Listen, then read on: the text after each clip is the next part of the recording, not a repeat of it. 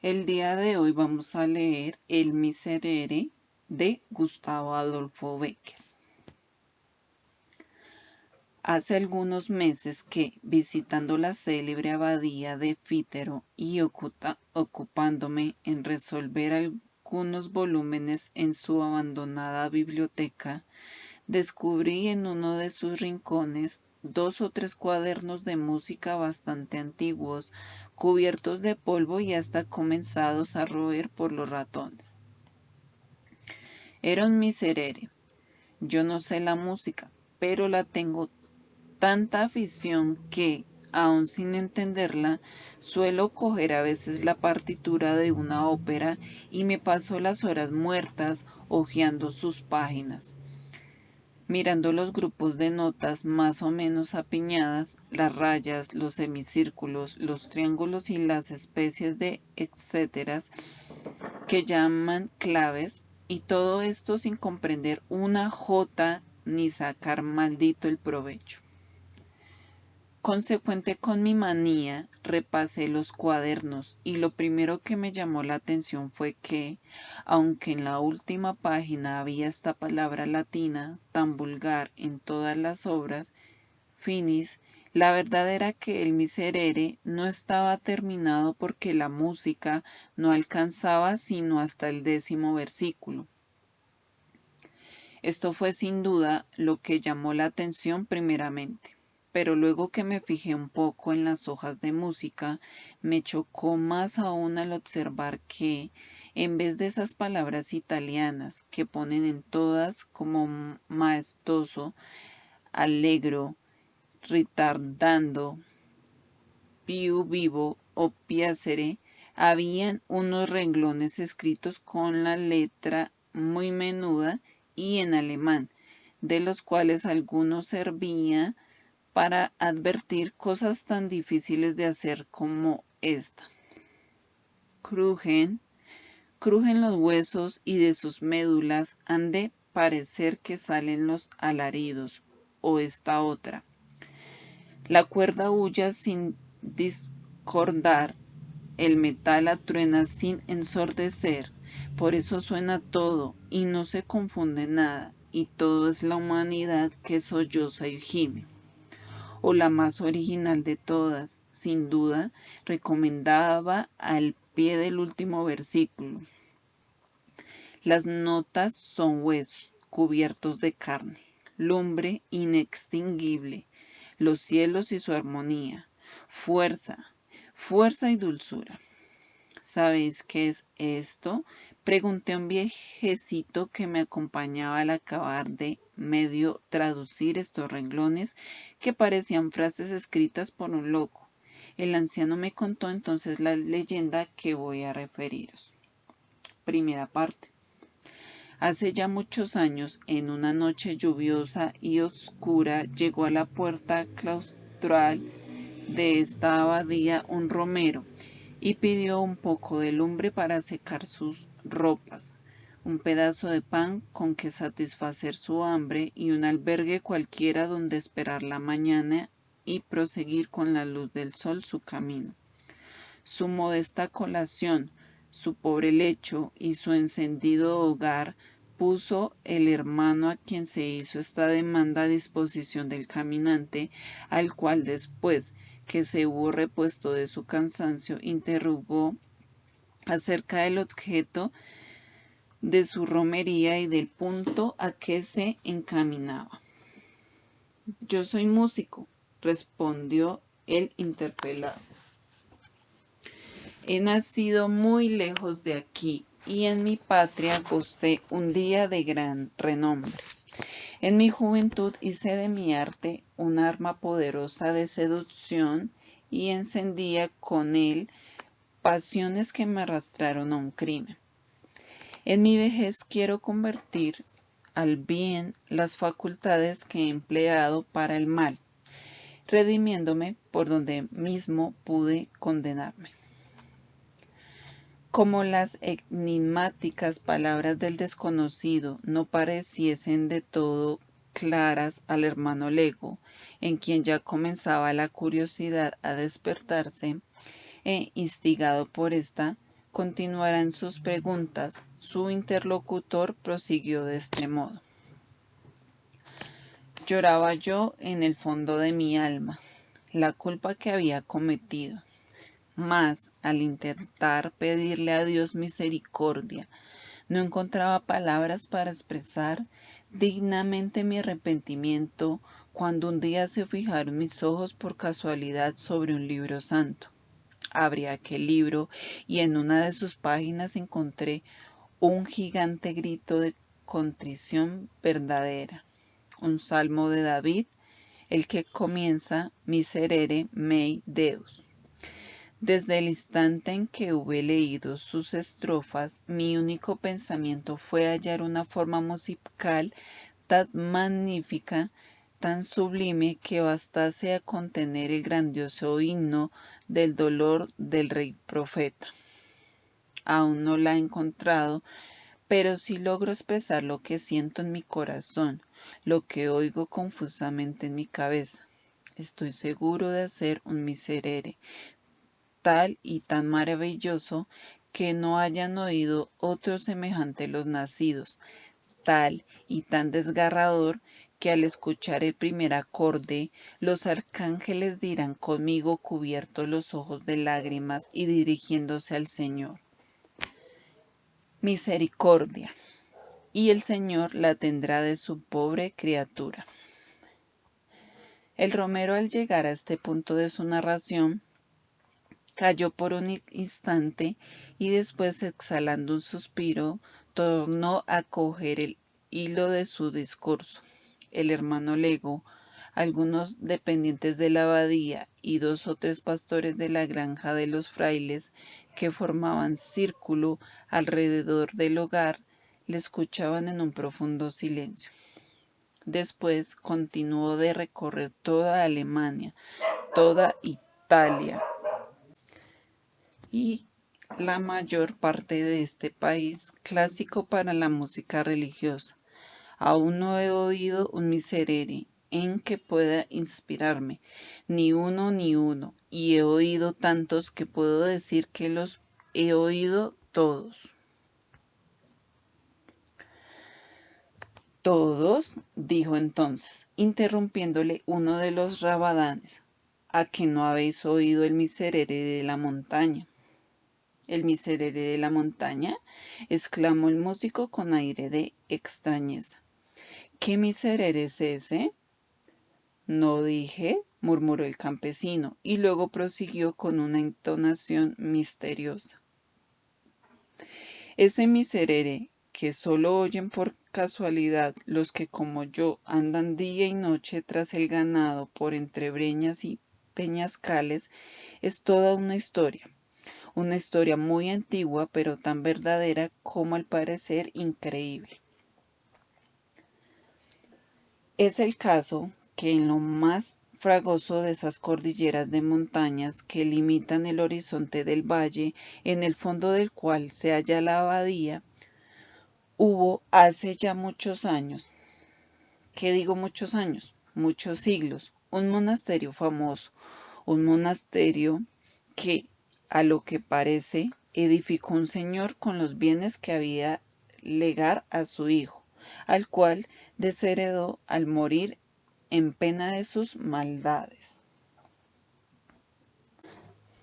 Hasta aquí todo fue bueno, pero es el caso que este hijo, que, por lo que se verá más adelante, debió de ser de la piel del diablo, si no era el mismo diablo en persona, sabedor de que sus bienes estaban en poder de los religiosos y de que su castillo se había transformado en iglesia, reunió a unos cuantos bandoleros, camaradas suyos en la vida de perdición que emprendiera al abandonar la casa de sus padres. Y una noche de Jueves Santo, en que los monjes se hallaban en el coro y en el punto, y hora en que iban a comenzar o habían comenzado el miserere, pusieron fuego al monasterio, saquearon la iglesia, y a este quiero, a aquel no. Se dice que no dejaron fraile con vida. Después de esta atrocidad se marcharon los bandidos y su instigador con ellos, a donde no se sabe, a los profundos tal vez. Las llamas redujeron el monasterio a escombros. De la iglesia aún quedan en pie las ruinas sobre el cóncavo peñón, de donde nace la cascada que, después de estrellarse de peña en peña, forma el riachuelo que viene a bañar los muros de esa abadía. Pero interrumpió impaciente el músico. ¿Y el miserere? Aguardaos, continuó con gran sorna el Rabadán, que todo irá por partes. Dicho lo cual, siguió así su historia. Las gentes de los contornos se escandalizaron del crimen de padres a hijos y de hijos a nietos. Se refirió con horror en las largas noches de velada, pero lo que mantiene más viva su memoria es que todos los años, tal noche como la que se consumó, se ven brillar luces a través de las rotas ventanas de la iglesia. Se oye como una especie de música extraña y unos cantos lúgubres y aterradores que se perciben a intervalos en la ráfaga del aire.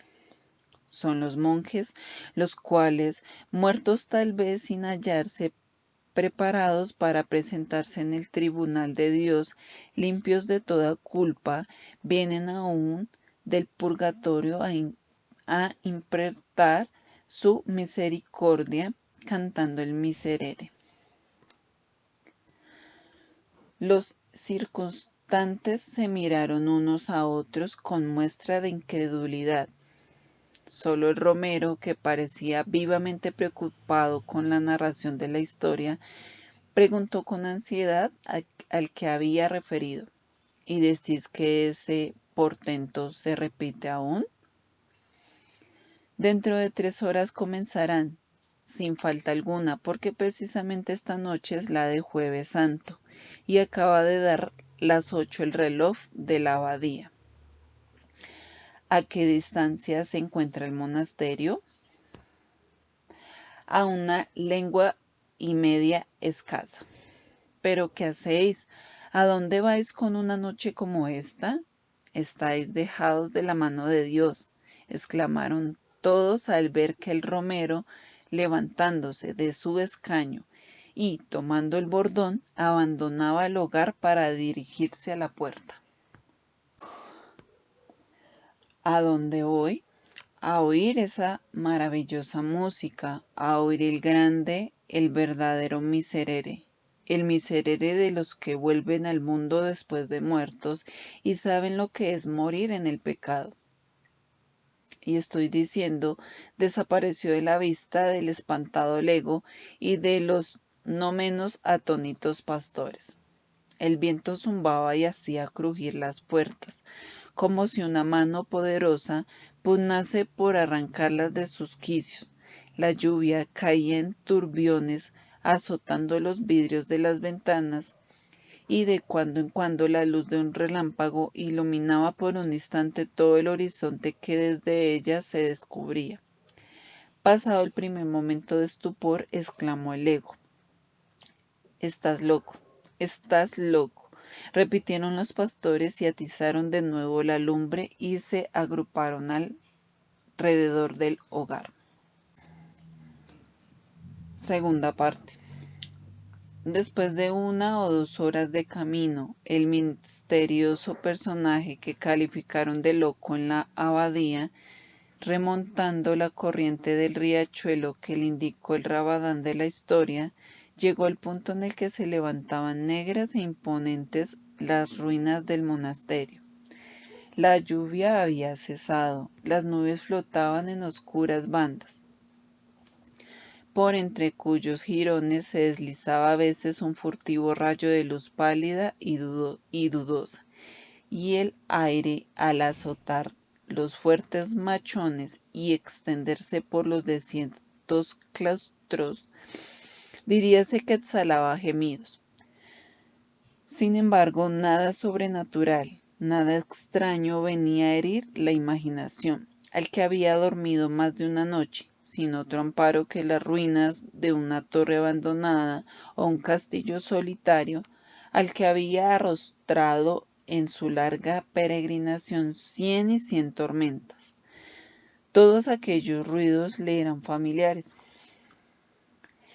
Las gotas de agua que se filtraban por entre las grietas de los rotos arcos y caían sobre las losas con un rumor acompasado como el de la péndola de un reloj.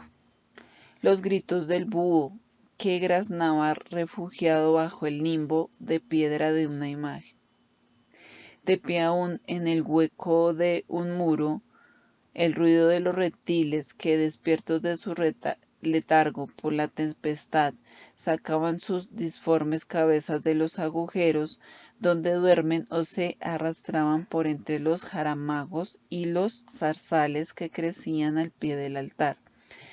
Entre las junturas de las lápidas sepulcrales que formaban el pavimento de la iglesia, todos esos extraños y misteriosos murmullos del campo, de la soledad y de la noche llegaban perceptibles al oído del romero, que, sentado sobre la mutilada estatua de una tumba, aguardaba ansioso la hora en que debiera realizarse el prodigio.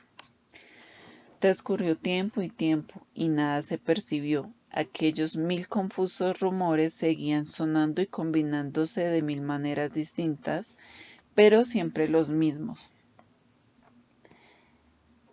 Sí me habrá engañado, pensó el músico, pero aquel instante se oyó un ruido nuevo, un ruido inexplicable en aquel lugar, como el que produce un reloj algunos segundos antes de sonar la hora.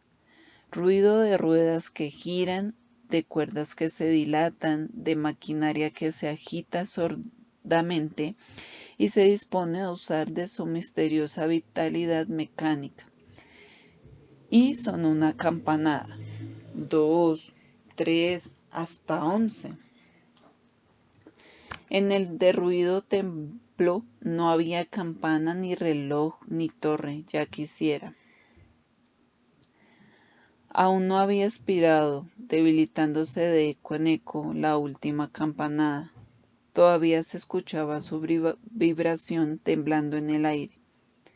Cuando los doseles de granito que cobijaban las esculturas, las gradas de mármol de los altares, los sillares de las ojivas, los calados antepechos del coro, los festones de tréboles de las cornisas, los negros mechones de los muros, el pavimento, las bóvedas, la iglesia entera comenzó a iluminarse espontáneamente, sin que se viese una antorcha, un cirio o una lámpara que derramase aquella insólita claridad. Parecía como un esqueleto de cuyos huesos amarillos se desprende ese gas fosfórico que brilla y humea en la oscuridad como una luz azulada, inquieta y medrosa.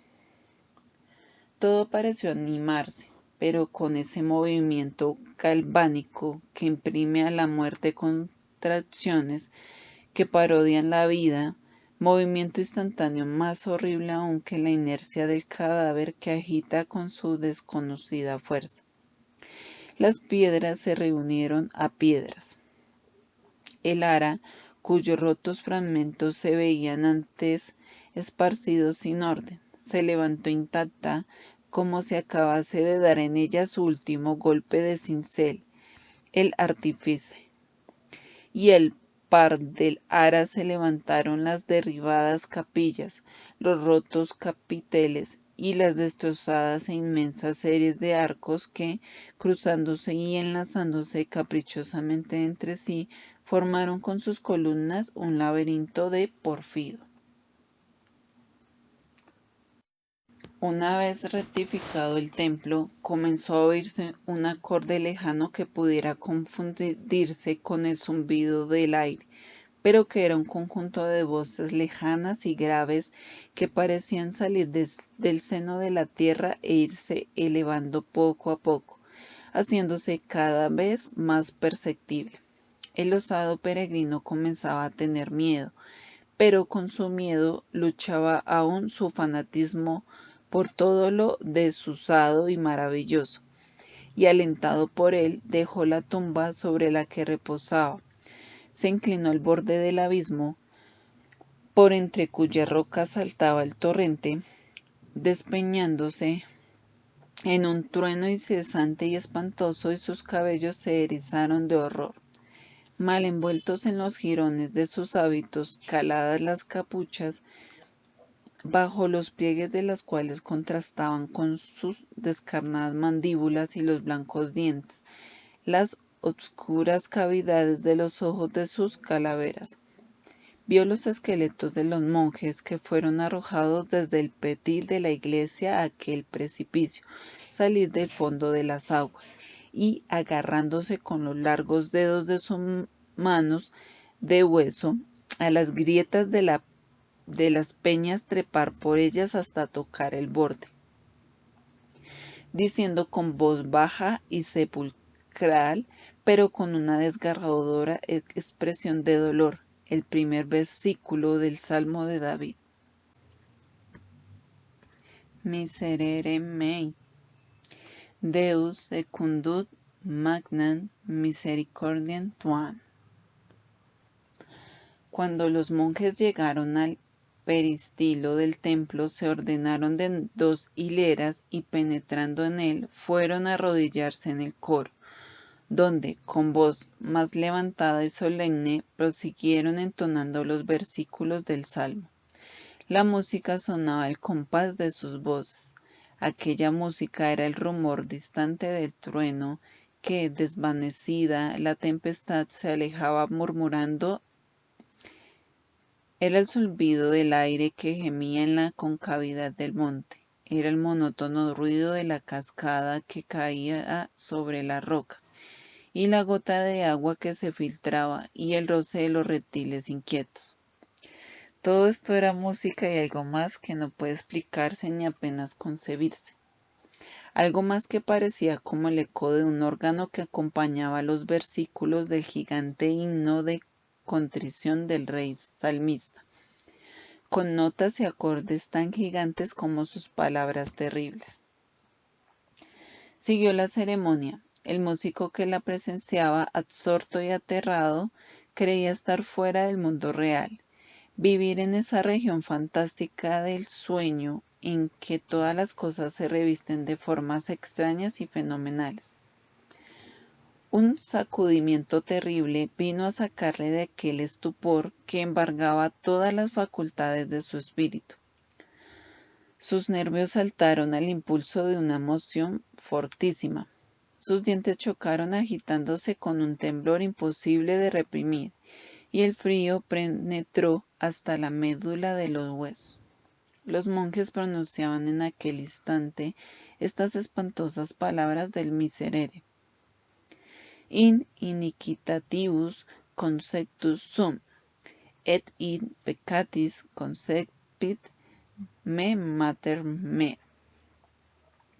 Al resonar este versículo y dilatarse sus ecos retumbando de bóveda en bóveda, se levantó un alarido tremendo, que parecía un grito de dolor arrancado a la humanidad entera por la conciencia de sus maldades, un grito horroroso formado de todos los lamentos del infortunio, de todos los aullidos de la desesperación, de todas las blasfemias de la impiedad, concierto monstruoso, digno intérprete de los que viven en el pecado y fueron concebidos en la iniquidad.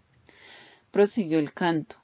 Ora tristísimo y profundo, ora semejante a un rayo de sol que rompe la nube oscura de una tempestad, haciendo suceder a un relámpago de terror otro relámpago de júbilo, hasta que, merced a una transformación súbita, la iglesia resplandeció bañada en luz celeste.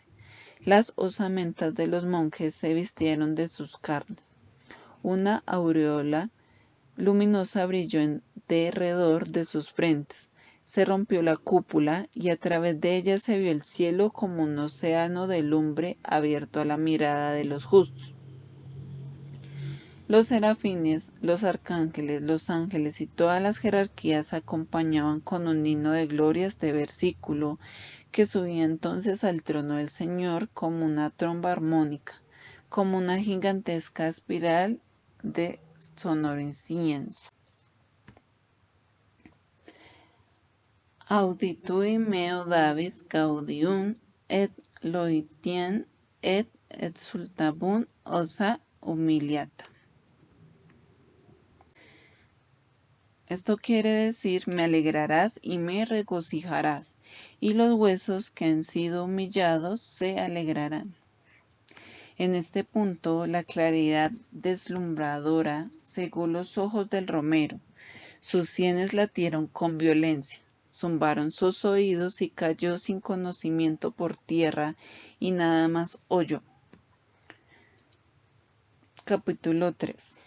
Al día siguiente, los pacíficos monjes de la abadía de Fítero, a quienes el hermano Lego había dado cuenta de la extraña visita de la noche anterior, vieron entrar por sus puertas pálidos y como fuera de sí al desconocido romero. ¿Oíste al cabo el miserere?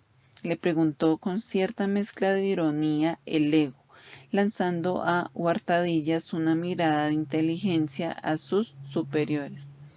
Sí, respondió el músico. ¿Y qué tal os ha parecido? Lo voy a escribir. Dadme un asilo en vuestra casa, prosiguió, dirigiéndose al abad. Un asilo y pan por algunos meses, y voy a dejaros una obra inmortal del arte. Un miserere que borre mis culpas a los ojos de Dios. Eternice mi memoria y eternice con ella la de esta abadía. Los monjes, por curiosidad, aconsejaron al abad que accediese a su demanda. El abad, por compasión, aun creyéndole un loco, accedió al fin a ella y el músico, instalado ya en el monasterio, comenzó su obra. Noche y día trabajaba con un afán incesante. En mitad de su tarea se paraba y parecía como escuchar algo que sonaba en su imaginación, y se dilataban sus pupilas. Saltaba en el asiento y exclamaba: «Eso es, así, así, no hay duda, así», y proseguía escribiendo notas con una rapidez febril que dio en más de una ocasión que admirar a los que le observaban sin ser vistos. Escribió los primeros versículos y los siguientes y hasta la mitad del salmo, pero al llegar al último, que había oído en la montaña, le fue imposible proseguir. Escribió 1, 2, 100, 200 borradores, todo inútil. Su música no parecía a aquella música ya anotada, y el sueño huyó de sus párpados, y perdió el apetito, y la fiebre se apoderó de su cabeza, y se volvió loco, y se murió, en fin, sin poder terminar el miserere, que, como una cosa extraña, guardaron los frailes a su muerte, y aún se conserva hoy en el archivo de la abadía. Cuando el viejecito concluyó de contarme esta historia, no pude menos de volver otra vez los ojos al empolvado y antiguo manuscrito del miserere, que aún estaba abierto sobre una de las mesas. Impeccatis concepit me mater mea. Quiere decir, mi madre me concibió en pecado. Estas eran las palabras de la página que tenía ante mi vista, y que parecía mofarse de mí con sus notas, sus llaves y sus garabatos ininteligibles para los legos en la música. Por haberlas podido leer, hubiera dado un mundo. ¿Quién sabe si no serán una locura?